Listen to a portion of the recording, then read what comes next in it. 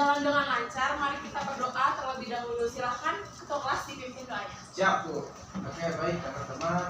Untuk memulai pelajaran hari ini, mari kita berdoa menurut agama dan kepercayaan masing-masing. Berdoa dipersilakan.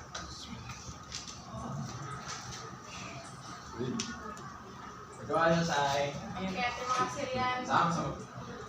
Oke, anak-anak gimana nih kabarnya hari ini? Sehat Bu? Alhamdulillah. Sehat Bu. Pada semangat gak sih? Kayak kelihatan lemes banget. Semangat, Bu. Semangat kita. Oke, kalian udah sedih gak sih? Sekarang tuh pertemuan terakhir. Oke, gak boleh sedih ya, karena walaupun ini pertemuan terakhir, kalian harus tetap semangat karena masih banyak yang harus kalian lakuin ke depannya. Ya. Kita mulai pembelajarannya, siap gak? Siap. Semangat? Siap. Nah, sebelumnya Ibu mau tanya dulu nih, pertemuan kemarin kita belajar tentang apa sih? Coba, Kusno. Ibu, Apa Bu? kemarin itu kita belajar tentang berbagai aksi pemberdayaan komunitas, Bu. Betul banget. Jadi kan kemarin kita udah belajar tentang berbagai aksi dari pemberdayaan komunitas. Nah, coba contoh dari aksi pemberdayaan komunitas apa aja? Coba ada yang tahu nggak? Saya boleh membentuk sanggar seni, Bu. Oke, yang lainnya? Betul. Saya Yang boleh lain? nggak, Bu? Apa? Pelatihan kerja, Bu. Boleh. Betul. Tepuk tangan dulu untuk. Jadi yang teman-temannya udah bilang itu benar ya, ada sanggar seni, pelatihan kerja, ada pelatihan wirausaha, itu juga termasuk dalam pemberdayaan komunitas. Nah, karena kalian inget nih kan sama materi kemarin, nah untuk materi sekarang kalian pada tahu nggak mau belajar tentang apa nih untuk hari ini? Tahu. Apa tuh apa? Kita belajar tahapan pemberdayaan komunitas lokal, Bu. Bagus sekali jika tepuk Jika. tangan. Pasti juga udah belajar ya dari gue ya. Wah, keren banget. Oke, sekarang kita langsung ke pembelajarannya ya.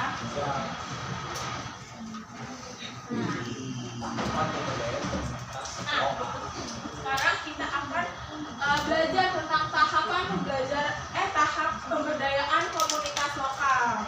Nah, sebelumnya ya tujuan pembelajarannya ini ada dua. Yang pertama, peserta didik diharapkan dapat mengidentifikasi, memahami, menjelaskan, serta mempresentasikan terkait tahap pemberdayaan komunitas lokal. Jadi setelah kalian belajar tentang materi ini hari ini, jadi kalian bisa mengidentifikasi dan memahami kembali dan menjelaskan kembali apa yang sudah dipelajari hari ini. Terus yang kedua ini, peserta didik diharapkan mampu melakukan kegiatan pemberdayaan komunitas lokal dengan menggunakan tahapan-tahapan yang telah dipelajari. Jadi misalnya setelah mempelajari materi hari ini, misalnya di kemudian hari kalian ingin melakukan pemberdayaan komunitas atau apa, kalian bisa menggunakan tahapan-tahapan yang udah dipelajari pada hari ini. Nah, selanjutnya sebelum kita membahas lebih lanjut, kita harus tahu dulu tahapan apa. Pasti kalian semua udah pada tahu kan tahapan itu apa.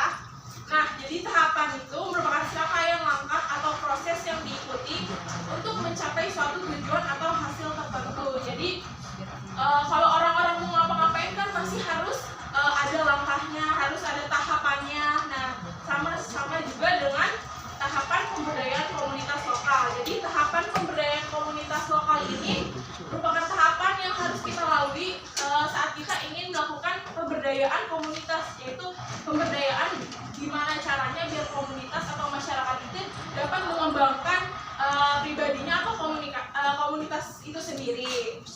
Nah, lanjut. Nah, jadi di sini ada 4 tahapan pemberdayaan komunitas. Yang pertama ini ada identifikasi potensi masalah dan peluang. Yang kedua ada merencanakan kegiatan. Dan yang ketiga ada menerapkan rencana kegiatan. Dan yang keempat ada monitoring dan evaluasi. Nah, berikut ada penjelasannya. Yang pertama, langkah pertama kalau misalnya kita mau melakukan pemberdayaan komunitas itu adalah dengan menganalisis kebutuhan atau menganalisis kalau misal kita melakukan pemberdayaan tersebut, apa sih manfaatnya yang dapat komunitas itu rasakan. Nah, cara kita menganalisisnya yaitu dengan mengidentifikasi potensi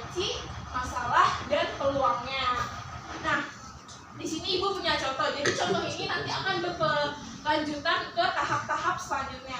Nah, di sini itu ada misalnya ada sekelompok anak atau kelompok apapun yang ingin melakukan pemberdayaan terhadap suatu komunitas atau masyarakat. Nah, di sini mereka pertama harus mengidentifikasi potensi, masalah, dan peluangnya terlebih dahulu. Nah, jadi di suatu desa mereka ini ingin mengidentifikasi terlebih dahulu. Nah, di sini ini ada desa namanya Desa Ujung.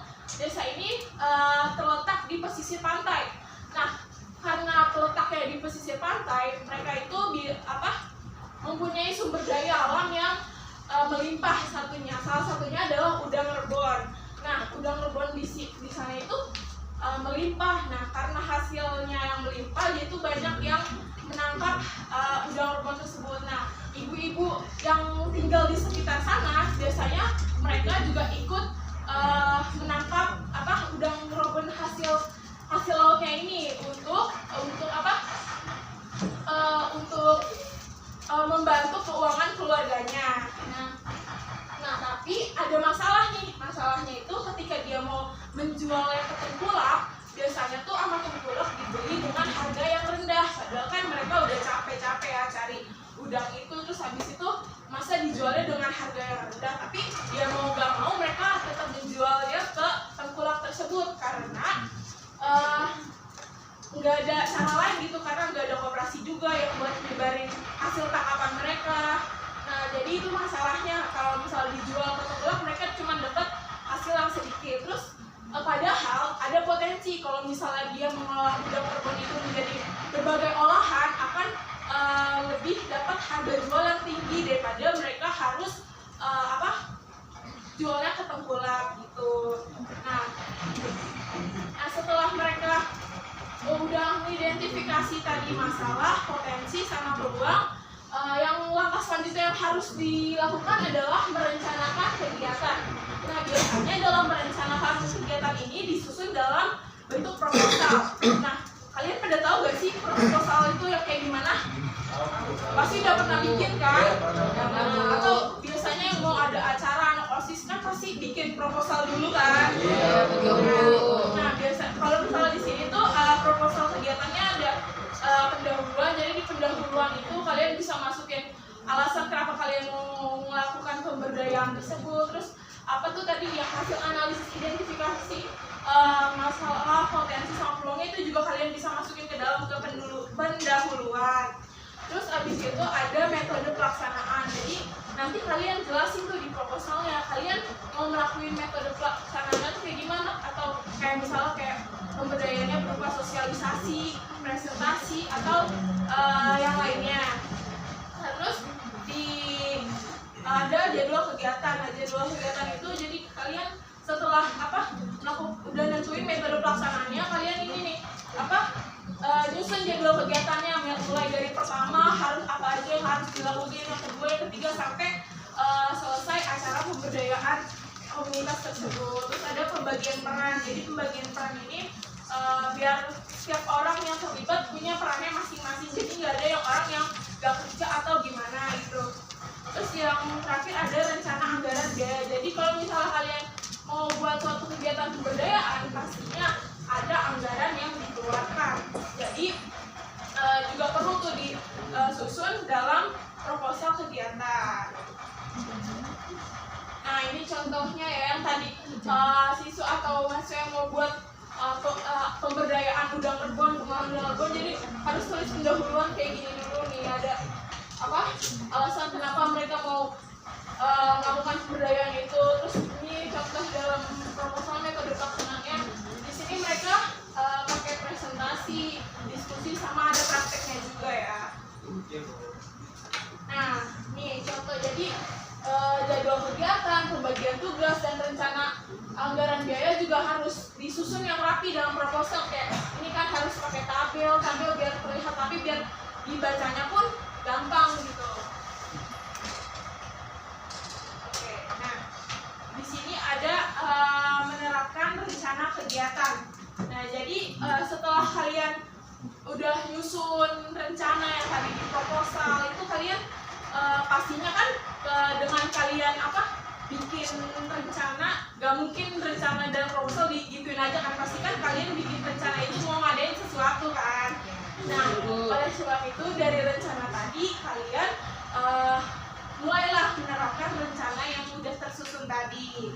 Nah, misalnya tadi kan udah di rencana ini mau melakukan pemberdayaan pengolahan udang rebon biar ibu-ibu di sana tuh nggak cuma jual ke tengkulak karena kan harganya juga rendah kan. Jadi kalian lakukanlah penerapannya dengan tadi atau ada sosialisasi, presentasi atau praktik gimana kalian bisa ngasih informasi ke ibu-ibunya gimana biar udang rebon itu bisa diolah, biar bisa dijual lagi dengan harga yang lebih tinggi. Misalnya kayak kalian bisa ngolah udang rebon bisa diapain aja sih, kan tahu nggak? Jadi PE Bu. Ya betul, jadi PE, jadi terasi juga bisa. Itu kan bisa dijual lagi, bisa dapat harga jual yang lebih tinggi gitu. Nah, sebelumnya ada yang mengerti gak? Ada yang mau bertanya gak? Saya Bu, Apa tuh? dari tahapan penerapan gimana sih Bu kalau misal penerapan yang kita lakukan itu nggak sesuai sama apa yang udah kita rencanain? Oke, kalau misalnya rencana kita nggak sesuai sama yang udah kita rencanain, pasti kan ada satu rencana kita yang nggak dilakukan dalam penerapannya itu. Nah, kalau misalnya penerapannya itu nggak sesuai, pasti ada beberapa faktor yang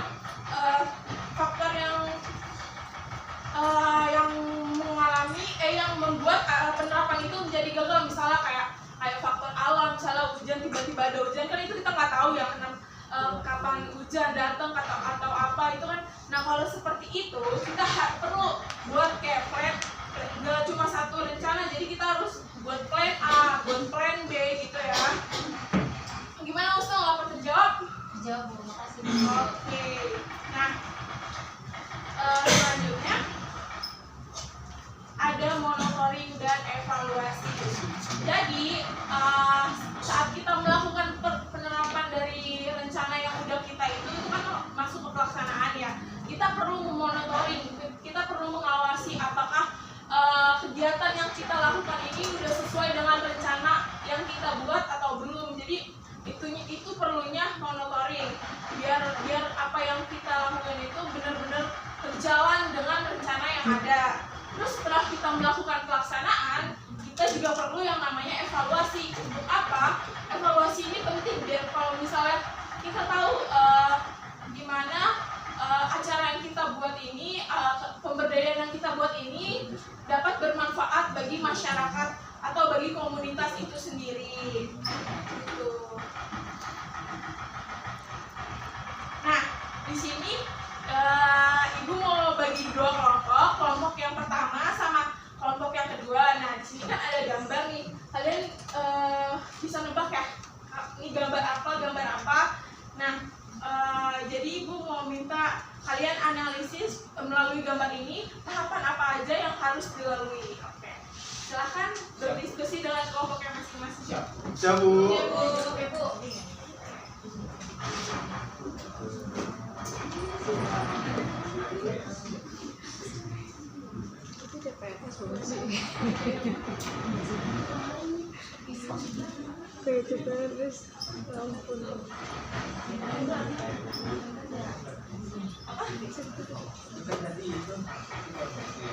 Ya. Iya betul, analisis dua itu. Kelompok ini ada yang mau ditanyain? Ya Bu. Aduh, ini juga. Itu ya tadi ya kita diskusi teman-teman. Kalau ada yang bingung bisa tanya ke Ibu ya. Gimana? Ada yang sudah selesai? Sudah Bu. Sudah Bu, sudah. Ya udah, siapa yang di sini perwakilan kelompoknya siapa yang maju? Dari situ. Oke, silakan maju. Ditarik dulu Bu, ditarik dulu. Dua-duanya aja langsung maju. Mati. Dari sini ya Bu. Iya boleh. Nah, siapa yang mau? Saya. Ya udah silakan. Oke, saya perwakilan dari kelompok 1 tadi sudah menganalisis. Maju sini dong, siapa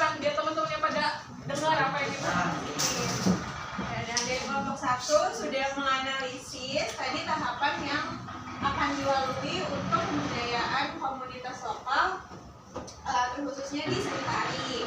Nah, yang pertama itu sesuai tadi sama yang sudah Ibu jelasin, kita harus mengidentifikasi potensi, masalah, dan peluang yang ada. Nah, potensinya kalau di sini kan, di daerah ini kan jadi banyak anak kecil yang masih unyu-unyu, yang masih pik-pik gitu. Nah, terus mereka tuh juga teman, misalnya mana daripada main, mereka diarahin untuk nyari aja, sekalian untuk melestarikan budaya yang ada di daerah mereka.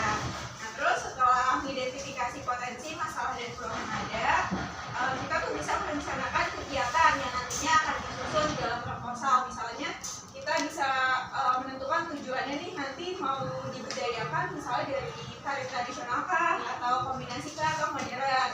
Terus tahap ketiga itu menerapkan rencana kegiatan, mulai dari persiapan kostum, tempat, anggaran, dan lain sebagainya. Nah, terakhir itu ketika nanti hari pelaksanaan dimonitoring bisa dengan melakukan daftar hadir, siapa aja anak-anak yang hadir, atau misalnya ada pemuka adat kah, dan lain sebagainya. Nah, terus untuk evaluasi itu kita bisa mengevaluasi kegiatannya, dampak apa yang udah bisa diberikan sama komunitas ini, baik untuk komunitas sendiri maupun ke eksternalnya. Oke, bagus. Tepuk tangan dulu yang buat kita.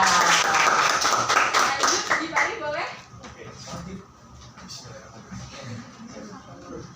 Oke, jadi ini kan pengen jadi yang ini ya, Bu? Iya. Gambar apa nih? Gambar apa? Orang lagi belajar kerja, Bu. Ya, betul. Oke, jadi tadi kan ada tahap-tahapan yang udah Ibu jelasin. Nah, yang pertama itu ada identifikasi potensi, masalah, dan peluang. Nah, potensi ini terdapat. Gedein lagi dong, kedengeran ya teman-teman yang di Nggak, Bu. belakang? Nggak, Bu. Kedengeran. Ya. Jadi yang pertama ini ada tahapannya adalah identifikasi potensi, masalah, dan peluang. Terus di potensi ini terdapat banyak anggota komunitas yang memiliki keterampilan dasar namun memerlukan peningkatan untuk bisa bersaing di pasar kerja. Terus masalahnya, maksudnya masalahnya terus tingkat pengangguran yang tinggi di komunitas. Terus ada peluang. Di peluang ini meningkatkan keterampilan dan daya saing tenaga kerja di komunitas. Terus yang kedua itu tahapannya ada merencanakan kegiatan yang disusun dalam proposal. Nah, dalam kegiatan ini menentukan jenis pelatihan kerja yang diperlukan berdasarkan permintaan pasar dan minat komunitas. Misal keterampilan teknis, keterampilan digital, dan kerajinan tangan. Nah, di dalam proposal itu terdapat latar belakang, tujuan, sasaran, metode, jadwal pelaksanaan, anggaran, dan indikator keberhasilan. Dan yang ketiga itu tahapannya ada menerapkan rencana kegiatan. Jadi tahapannya itu perlu dikoordinasi dengan pihak terkait untuk memastikan setiap kegiatan berjalan dengan lancar. Nah, yang keempat ada monitoring dan evaluasi. Di monitoring ini tujuannya untuk melakukan pemantauan yang berkala terhadap kualitas pelatihan dan feedback dari peserta. Terus yang terakhir ada evaluasi. Di evaluasi ini tujuannya untuk menilai keberhasilan program, mengumpulkan umpan balik dari peserta, dan mengevaluasi dampak pelatihan. Itu, Bu. Oke, tepuk tangan dulu dong. Ini kembali ke tempatnya masing-masing. Makasih ya, Bu. Oke. Mungkin sekian pembelajaran terakhir ini. Pembelajaran terakhir di SMA. Kurang lebihnya Ibu minta maaf kalau misalnya ada kesalahan yang Ibu lakukan selama pembelajaran. Kurang lebihnya mohon maaf. Wassalamualaikum warahmatullahi wabarakatuh. Waalaikumsalam.